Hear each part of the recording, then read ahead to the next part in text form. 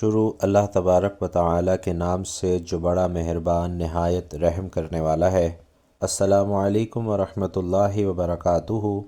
بھائیوں اور بہنوں، آج جو قیمتی صورت آپ کو بتانے جا رہا ہوں، یقین کیجئے اس صورت کی اتنی فضیلتیں ہیں، اتنی طاقت ہے کہ اس کو پڑھنے کے بعد یعنی اس وظیفے کو کرنے کے بعد آپ کے تمام بگڑے کام بن جائیں گے انشاءاللہ۔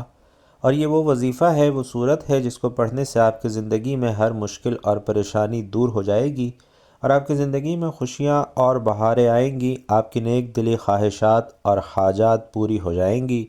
اس صورت کا وظیفہ حضرت ارطغرل غازی رحمۃ اللہ علیہ کیا کرتے تھے، اور ارطغرل غازی آپ نے ڈرامے والا نہیں سمجھنا، جو اصل میں ارطغرل غازی تھے وہ یہ وظیفہ کیا کرتے تھے۔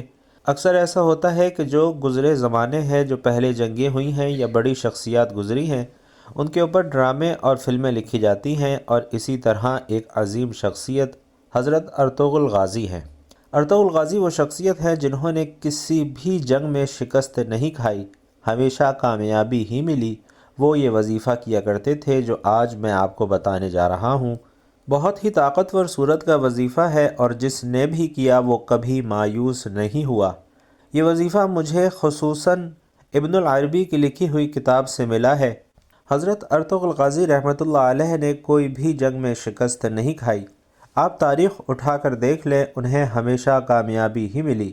وہ خود بتاتے ہیں کہ وہ یہ وظیفہ کیا کرتے تھے، اور اگر آپ کو اس بات میں تھوڑا سا بھی شک ہے تو آپ خود خصوص الحکم کتاب پڑھ سکتے ہیں۔ تو آپ یہ وظیفہ کیجئے، انشاءاللہ آپ کو بھی کامیابیاں ملیں گی، اور اس وظیفے کو کرنے کے بعد جو وظیفہ آپ کو بتا رہا ہوں، آپ کے ذہن میں کوئی شک نہ رہے، اور آپ نے یہ وظیفہ کامل یقین کے ساتھ کرنا ہے۔ اس وظیفے کو ویسے تو آپ کسی بھی وقت کر سکتے ہیں، لیکن اگر آپ کسی نماز کے بعد کرتے ہیں تو یہ زیادہ بہتر ہوگا، کیونکہ یہ خاص وظیفہ ہے، خاص دعا ہے، اور جب آپ نماز کے بعد یہ وظیفہ کریں گے، آپ کا وضو بھی ہوگا، آپ نے ذکر و اذکار بھی کر رکھا ہوگا، اور جب آپ ذکر و اذکار کر کے اللہ پاک کو یاد کر کے، اللہ پاک کی عبادت کر کے اللہ سے کچھ مانگتے ہیں، کوئی خاص عمل کرتے ہیں، کوئی خاص وظیفہ کرتے ہیں، تو اس کا زیادہ اثر ہوتا ہے۔ تو آپ کسی بھی نماز کے بعد یہ وظیفہ کرتے ہیں تو یہ سب سے زیادہ بہتر ہے۔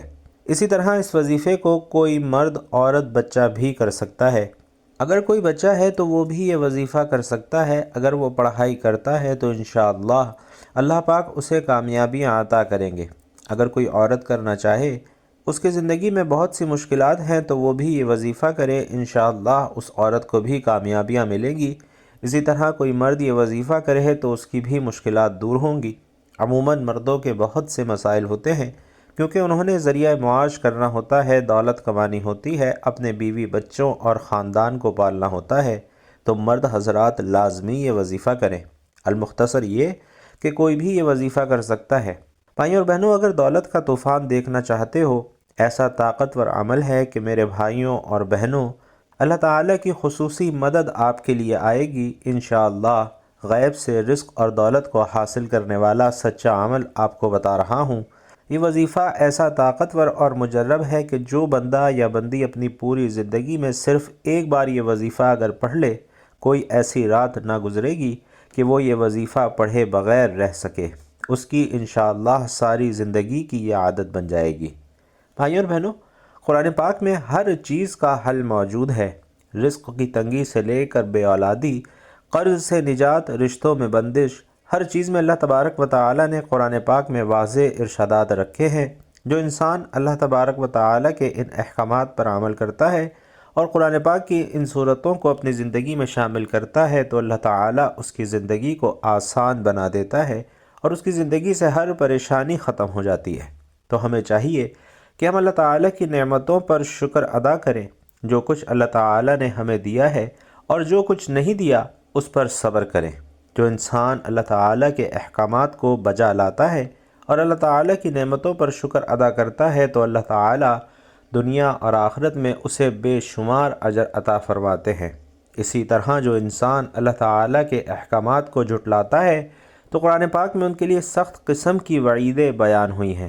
قرآن پاک میں جس طرح عقائد و اعمال، احکام، بشارتیں اور وعیدیں بیان ہوئی ہیں، اسی طرح کفار کی طرف سے پہنچنے والی اذیتوں پر اللہ پاک نے اپنے حبیب صلی اللہ علیہ وسلم کی تسلی کے لیے سابقہ انبیاء کرام علیہم الصلاۃ والسلام کے واقعات بھی بیان فرمائے ہیں، اور بھائیوں اور بہنوں، ان واقعات میں تمام مسلمانوں کے لیے عبرت اور نصیحت ہے، اور ان واقعات کو بیان کر کے کفار مکہ کو بتلایا گیا ہے کہ سابقہ امتیں اپنے انبیاء اور رسولوں کو جھٹلانے کی وجہ سے تباہ اور برباد کر دی گئیں، تو کفار مکہ کو بھی ڈرنا چاہیے کہ ان کی طرح انہیں بھی ہلاک نہ کر دیا جائے۔ حضرت نوح علیہ السلام دنیا میں چوتھے نبی اور کفار کی جانب بھیجے جانے والے پہلے رسول ہیں۔ آپ کو آدم ثانی بھی کہا جاتا ہے۔ حضرت ادریس علیہ السلام کے آسمانوں پر اٹھائے جانے کے بعد بت پرستی کی وبا عام ہو گئی، اور کفر و ضلالت میں گھرے ان لوگوں کی ہدایت کے لیے حضرت نوح علیہ السلام کو رسول بنا کر بھیجا گیا۔ اللہ پاک نے حضرت نوح علیہ السلام کو حکم دیا کہ وہ اپنی قوم کو پہلے سے ہی ڈرا دے کہ اگر وہ ایمان نہ لائے تو ان پر دنیا اور آخرت کا دردناک عذاب آئے گا، تاکہ ان کے اصلاً کوئی عذر باقی نہ رہے۔ حضرت نوح علیہ السلام کی قوم نے سرکشی کا مظاہرہ کرتے ہوئے آپ کو جھوٹا قرار دیا اور بت پرستی پر قائم رہے۔ آپ علیہ السلام نے 950 سال تبلیغ کی، لیکن صرف 80 افراد ایمان لائے۔ پھر حضرت نوح علیہ السلام نے اپنی قوم کے کفار کے خلاف دعا کی تو اللہ پاک نے آپ کو کشتی بنانے کا حکم دیا۔ آپ علیہ السلام نے 2 سال میں کشتی تیار کی، اور جب آپ علیہ السلام کشتی میں سوار ہوئے تو آسمان سے لگاتار 40 دن تک بارش برسی اور زمین سے بھی پانی نکلنے لگا۔ جب قوم نوح غرق ہو گئی تو زمین پانی نگل گئی۔ آپ علیہ السلام کی کشتی 6 مہینے زمین پر گھومتی رہی اور پھر جودی پہاڑ پر ٹھہری۔ اسی طرح قوم عاد کی ہدایت اور رہنمائی کے لیے اللہ پاک نے حضرت ہود علیہ السلام کو ان کی طرف رسول بنا کر بھیجا۔ آپ علیہ السلام نے اپنی قوم کو اللہ پر ایمان لانے کا فرمایا اور عذاب الہی سے ڈرایا۔ صراط الجنان میں ہے کہ حضرت ہود علیہ السلام نے ان سے فرمایا کہ اے میری قوم، تم اللہ کی عبادت کرو، اس کے سوا تمہارا کوئی معبود نہیں۔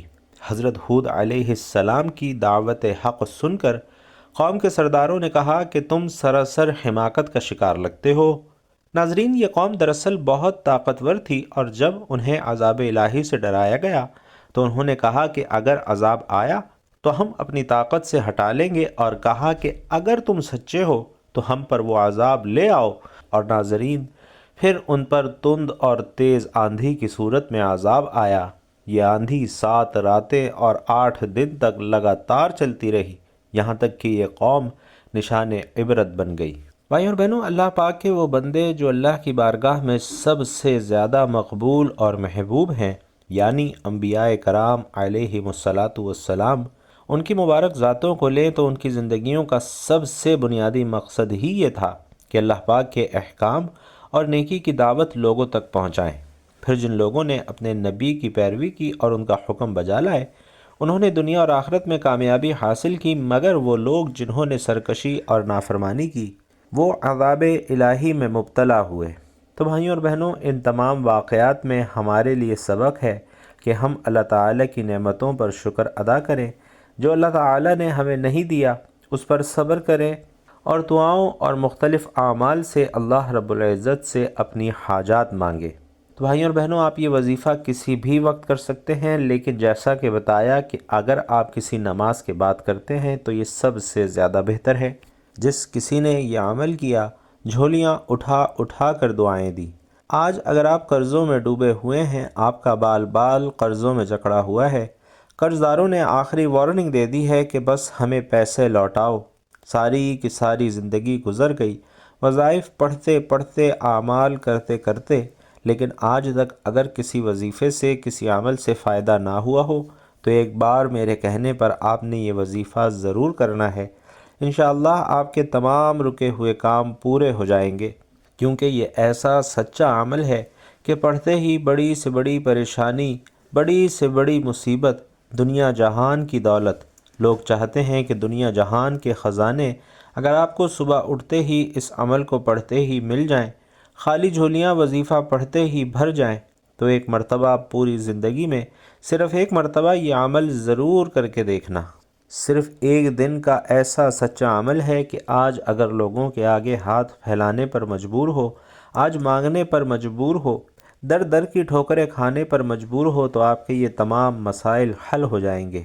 اللہ والوں، جو لوگ آج آپ کو دھتکار رہے ہیں، آج آپ کی غریبی کا مذاق بنا رہے ہیں، وہی لوگ آپ کو اس عمل کو پڑھتے ہی اپنے کندھوں پر اٹھا لیں گے۔ اس عمل کو پڑھنے کے بعد آپ کی عزت بھی ہوگی، آپ کا رتبہ بھی ہوگا، آپ کو مقام بھی ملے گا، اور پیسہ اور دولت تو ایسی ایسی جگہ سے آپ کو ڈھونڈتے ہوئے آئیں گے، رزق خود چل کر آپ کے گھر آئے گا۔ تو وظیفے کا مکمل طریقہ کار سمجھ لیجئے۔ سب سے پہلے آپ نے درود پاک پڑھ کر وظیفے کا آغاز کرنا ہے۔ درود پاک آپ کوئی سا بھی پڑھ سکتے ہیں، چاہے تو آسان اور مختصر سا درود صلی اللہ علیہ وآلہ وسلم پڑھ لیں، یا صلی اللہ علی محمد پڑھ لیں، یا پھر نماز والا درود یعنی درود ابراہیمی پڑھ لیں۔ لیکن چونکہ درود ابراہیمی کی فضیلت تمام درودوں میں سب سے زیادہ ہے، اور پیارے آقا صلی اللہ علیہ وسلم بھی تمام درودوں میں درود ابراہیمی کو ہی سب سے زیادہ پسند فرماتے تھے، لہٰذا کوشش کیجئے کہ درود ابراہیمی ہی پڑھیں۔ خیر و برکت اور ثواب کی نیت سے آئیے ایک مرتبہ درود پاک میرے ساتھ بھی پڑھ لیجئے۔ اللہم صلی علی محمد وعلی آل محمد کما صلیت علی ابراہیم وعلی آل ابراہیم انک حمید مجید۔ اللہم بارک علی محمد وعلی آل محمد کما بارکت علی ابراہیم وعلی آل ابراہیم انک حمید مجید۔ تو درود پاک پڑھنے کے بعد جو سب سے پہلا کام آپ نے کرنا ہے وہ تعوذ اور تسمیہ ہے، یعنی اعوذ باللہ من الشیطان الرجیم، بسم اللہ الرحمن الرحیم پڑھ کر اس عمل کا باقاعدہ آغاز کرنا ہے۔ ناظرین، 3 وظائف پر مشتمل یہ پورا عمل ہے، تو تعوذ اور تسمیہ پڑھنے کے بعد آپ نے پہلا وظیفہ اس میں شامل کرنا ہے۔ اور یاد رکھیے کہ تعوذ اور تسمیہ یعنی اعوذ باللہ من الشیطان الرجیم بسم اللہ الرحمن الرحیم اس وظیفے کا باقاعدہ حصہ ہے، اس لیے آپ نے اہتمام سے پڑھنا ہے۔ تو سب سے پہلے نمبر پر جو وظیفہ آپ نے پڑھنا ہے وہ وظیفہ اللہ الصمد کا وظیفہ ہے۔ اس وظیفے کو آپ نے 100 مرتبہ پڑھنا ہے، یعنی ایک تسبیح اللہ الصمد کی آپ نے مکمل پڑھنی ہے۔ ٹھہر ٹھہر کر سکون کے ساتھ اللہ الصمد آپ نے 100 مرتبہ پڑھنا ہے۔ خدا گواہ ہے کہ ایسے ایسے لوگ رابطہ کرتے ہیں اپنی پریشانیوں کے لیے، اپنی حاجتوں کو پورا ہونے کے لیے، تنگ دستیوں سے نجات کے لیے، رزق اور دولت حاصل کرنے کے لیے، قرضوں سے چھٹکارا پانے کے لیے، طرح طرح کی پریشانیوں کے لیے، مصیبتوں کے لیے۔ اور ناظرین، لوگوں کا سب سے بڑا مسئلہ یہ ہے کہ ان کے پاس پیسے نہیں ہیں، اور اگر آپ لوگوں کو میں دیگر لوگوں کے مسائل بتاؤں تو شاید آپ کو اپنے مسائل چھوٹے لگنا شروع ہو جائیں۔ لوگوں کی ایسی ایسی پریشانیاں ہیں کہ گھروں میں 2 وقت کی روٹی میسر نہیں ہے۔ ایسے ایسے دکھیارے پریشان لوگ ہیں کہ اگر ہم اپنے ان تمام بہن بھائیوں کو دیکھیں تو ہمیں اپنی پریشانیاں بھول جائیں۔ تو آپ نے یہ عمل لازمی کرنا ہے۔ اس عمل کو پڑھتے ہی انشاءاللہ اتنی دولت ملے گی، اتنا پیسہ ملے گا، کسی کی محتاجی نہیں ہوگی۔ تو پہلے نمبر پر اللہ الصمد کا وظیفہ آپ لوگوں نے 100 مرتبہ پڑھنا ہے۔ اس کے بعد دوسرے نمبر پر ایک اور خاص وظیفہ شامل کرنا ہے۔ یہ دوسرا وظیفہ بھی بڑا ہی کمال کا، بڑا ہی مجرب وظیفہ ہے، انتہائی طاقتور وظیفہ ہے۔ یہ سمجھ لیں کہ دولت کا بادشاہ وظیفہ ہے۔ دوسرے نمبر پر آپ نے یا ربنا کا وظیفہ کرنا ہے، اور یا ربنا بھی آپ نے 100 مرتبہ پڑھنا ہے، یعنی اس کی بھی ایک تسبیح مکمل پڑھنی ہے۔ تو پہلے نمبر پر اللہ الصمد کی ایک تسبیح، دوسرے نمبر پر یا ربنا کی ایک تسبیح پڑھنی ہے، اور تیسرے نمبر پر اب آپ نے سورۃ الاخلاص پڑھنی ہے۔ بسم اللہ الرحمن الرحیم، قل هو اللہ احد اللہ الصمد لم یلد ولم یولد ولم یکن لہ کفوا احد۔ سورۃ الاخلاص جس میں اللہ تعالیٰ کی وحدانیت بیان کی گئی ہے، اس میں اللہ تعالیٰ کا تعارف ہے، اور اس سورت کی بہت سی فضیلتیں ہیں۔ قرآن پاک اور حدیث کا اگر نچوڑ نکالا جائے، پورے دین اسلام کا نچوڑ اگر نکالا جائے تو وہ یہ سورت بنے گی، کیونکہ اس میں اللہ پاک کا تعارف ہے، اللہ پاک کی بڑائی ہے۔ بے شک اللہ تعالیٰ ہی ہیں جو سب کو نوازتے ہیں اور سب کی مشکلات کو دور کرتے ہیں۔ تو ناظرین، آپ نے تیسرے نمبر پر سورۃ الاخلاص کو بھی 100 مرتبہ پڑھنا ہے۔ سننے میں شاید زیادہ لگ رہا ہو، لیکن جب آپ پڑھنے بیٹھیں گے تو 4 سے 5 منٹ میں آپ 100 مرتبہ سورۃ الاخلاص پڑھ لیں گے۔ بس ایک گزارش ہے کہ آپ نے جلدی جلدی نہیں پڑھنی، بلکہ ٹھہر ٹھہر کر پڑھنی ہے۔ اگر آپ سکون سے بھی پڑھتے ہیں تو بھی 5 منٹ سے اوپر آپ کو نہیں لگیں گے، لیکن جو اس کے کمالات ہیں وہ انشاءاللہ خود آپ اپنی آنکھوں سے دیکھیں گے کہ آپ کی زندگی میں کیسی آسانیاں آتی ہیں، آپ کی زندگی سے مشکلات کیسے ختم ہوتی ہیں۔ اس کی برکت سے آپ کے تمام بگڑے کام بن جائیں گے، آپ کی تمام مشکلات دور ہو جائیں گی۔ سورۃ الاخلاص کے ناظرین بہت سے فائدے ہیں۔ اللہ رب العزت 300 غضب کے دروازے بند کرتا ہے، 300 رحمت کے دروازے کھولتا ہے، 30 دروازے رزق کے کھولتا ہے، اور اللہ پاک غیب سے رزق عطا فرماتا ہے۔ اللہ پاک اپنے علم سے علم عطا فرماتا ہے۔ 36 مرتبہ قرآن پاک کا ثواب ملتا ہے، اور جیسا کہ میں نے آپ کو بیان کے شروع میں ہی بتایا تھا کہ اس وظیفے کو حضرت ارطغرل غازی رحمۃ اللہ علیہ کیا کرتے تھے۔ انہوں نے کسی بھی جنگ میں شکست نہیں کھائی، ہمیشہ انہیں کامیابی ہی ملی۔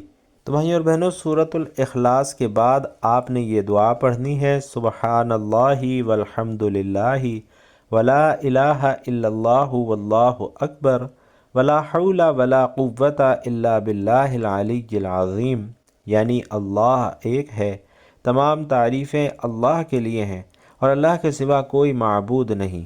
اللہ بہت بڑا ہے، گناہوں سے بچنے کی طاقت اور نیک کام کرنے کی قوت اللہ ہی کی طرف سے ہے، جو عالی شان اور عظمت والا ہے۔ تو تیسرے کلمے کی یہ تسبیح آپ نے اب پڑھنی ہے۔ اسے جلالی تسبیح بھی کہا جاتا ہے، اور آپ نے اسے صرف 3 مرتبہ پڑھنا ہے۔ انشاءاللہ اس دعا کی برکت سے اور اس پورے وظیفے کی برکت سے آپ کی تمام مشکلات حل ہو جائیں گی، اور آپ ذہن میں جو بھی حاجت لے کر بیٹھیں گے انشاءاللہ وہ ضرور پوری ہوگی۔ تو یہ تمام اعمال کرنے کے بعد آپ نے آخر میں دوبارہ درود پاک لازمی پڑھنا ہے۔ اس کے بعد ناظرین آپ نے ایک کام اور کرنا ہے۔ جب آپ یہ سارا وظیفہ کر لیں، جیسا کہ میں نے آپ کو بتایا کہ جو بھی آپ کا مسئلہ ہے، جو بھی آپ کی حاجت ہے، جو بھی آپ کی دعا ہے، وہ آپ نے اللہ سے مانگ لینی ہے۔ انشاءاللہ اس وظیفے کی برکت سے آپ کی مشکلات جاتی رہیں گی، اور آپ نے خصوصی دعا بھی کرنی ہے کہ اے گناہ گاروں کو بخشنے والے، اے عیبوں پر پردہ ڈالنے والے عظیم رب، سب مسلمانوں پر اپنا رحم و کرم فرما، تنگ دستوں کے رزق میں وسعت عطا فرما، بیماروں کو شفا عطا فرما، ہم سب کو ہمیشہ صبر اور شکر کرنے والا بنا، آمین یا رب العالمین۔ اسی طرح بھائیوں اور بہنوں، آپ نے اپنی زبان میں اپنی حاجات، اپنی ضروریات اپنے رب کو بتانی ہیں۔ انشاءاللہ آپ کی تمام حاجات، تمام ضروریات اس وظیفے کی برکت سے ضرور پوری ہوں گی۔ اللہ رب العزت سے دعا ہے کہ ہم سب کو نیکی کی بات سننے، سمجھنے اور اس پر عمل کرنے کی طاقت اور توفیق مرحمت فرمائے۔ میرا سنانا اور آپ کا سننا اپنی بارگاہ میں قبول و منظور فرمائے، آمین یا رب العالمین۔ بھائیوں اور بہنوں، آخر میں آپ سے گزارش ہے کہ اگر آپ بھی اپنے رزق میں وسعت، برکت اور کشادگی چاہتے ہیں تو کمنٹ باکس میں اللہ رب العزت کا انتہائی طاقتور صفاتی نام یا رحمانو ضرور لکھتے جائیے گا۔ اللہ تبارک و تعالی آپ سب کا حامی و ناصر ہو، آمین یا رب العالمین۔